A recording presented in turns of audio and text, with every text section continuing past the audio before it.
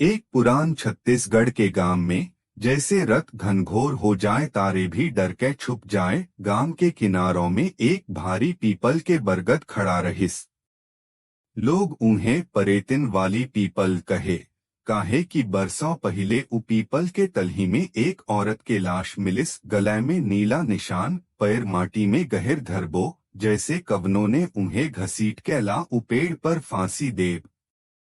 गांव वाली लोगन डर के ऊंकर चिता तक नहीं जलाए, बस ऊपर माटी डार दिहिस। अनी पीपल के जड़न ने धीरे धीरे उनकर हड्डियां अपनी गोद में ले लिहिस। एक अमावस के रत पीपल के डार हवा बिना हिल जाए, अनी पत्तन के बीच में पायल के छन छन आवाज आवे, जैसे कवनो औरत घेरा बना के नाच रहिस। पीपल के सबसे ऊंची डार पर एक फटे लाल चुनरी के टुकड़ा लटक रहिस, जेकरा उसी परेतिन के आखर चिन्ह मानिस। बुढ़ा लोग कहे, ओ चुनरी छुअव वाले घर तक सुरक्षित नहीं पहुँचे। रत में वो परेतिन उनकर सीन पर बैठ के दम घोंट देव। गांव के लड़का ओ बात पर हंसे।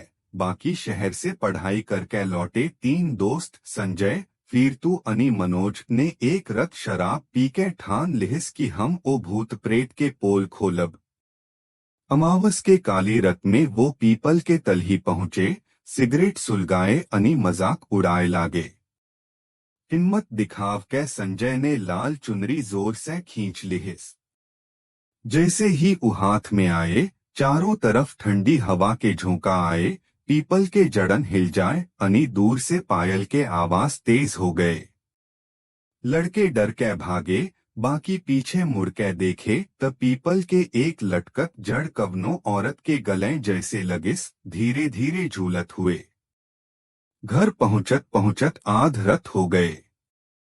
संजय अपन कमरा में लेटिस त अचानक पायल के आवाज सुनाए दिहिस। घर के सब औरत तो आंगन में सो रहीं।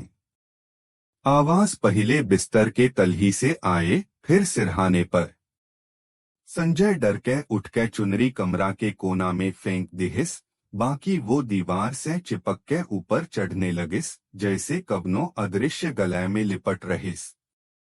खिड़की की तरफ देखे त बाहर वही पीपल के पेड़ खड़ा रहिस, जबकि उनकर घर गांव के बीच बीच में रहिस।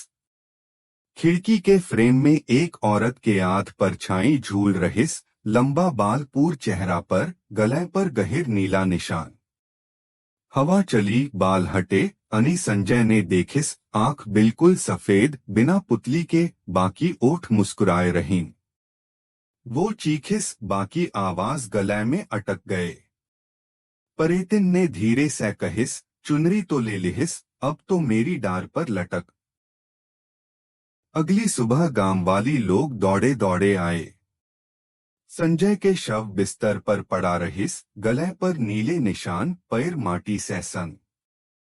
बाकी सबसे डरावनी बात यो रहिस कि उनकर घर के बरामदा में पीपल के एक नई जड़ जमीन फाड़ के निकल आए रहिस, जैसे पीपल ने अपन हाथ बढ़ा दिहिस। फिर तो अनी मनोज के भी उसी रत बुखार चढ़ गए। अनी उनकर नींद में वही पायल के आवाज गूंजत। गांव ने फैसला किहिस की चुनरी वापस लटकावी होगी, बाकी अब वो गायब हो गए। एक से रते अनी डरावनी हो गए। पायल के आवाज अब सिर्फ पीपल के तल ही नहीं, गलिया में भी सुनाए देव।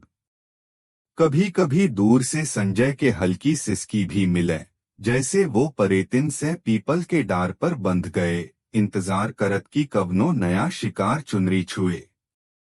गांव वाली अब पीपल के पास से गुजरे भी नहीं, अनी जो गुजरे वो सिर झुका के माई हमके छोड़ दियो कहे। बाकी परेतिन के भूखा पेट कभी नहीं भरे। तो संगवारी हो, ये रही आज की कहानी आप मन ला कैसे लगी जरूर बताओ कमेंट में। और कहानी अगर आप मन ला पसंद आए हो तो वीडियो ला लाइक कर हो, और ऐसने कहानी सुने बर मोर चैनल ला सब्सक्राइब कर लो। जय जोहार संगवारी हो।